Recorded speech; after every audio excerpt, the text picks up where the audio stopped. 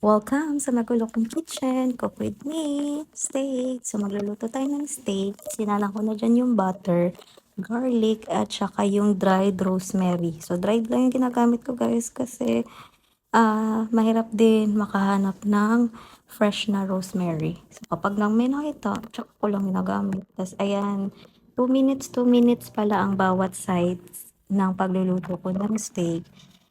Kasi ayoko siyang ma-overcook. Pag na-overcook siya, sobrang tigas niya. So, ayun, sa mga nakapag-try, alam nyo yan, di ba?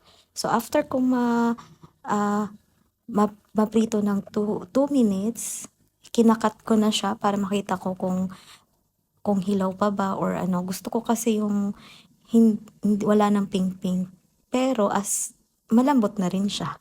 So, after ko kinat, tsaka ko siya ini-stir ng another 2 minutes. So, in total, 3 minutes, 3 minutes. Kasi pagka sinagad mo siya ng 5 minutes to 5 minutes, ang each side, medyo overcook na yun para sa akin at matigas na siya based sa experience ko. Ayan, yung steak na yan, makapal yan, nabili ko yun sa Landers ata. Ayun, pwede rin sa S&R, nasa 700 lang yan, 3 cuts na. O, di ba ang galing? Ayan.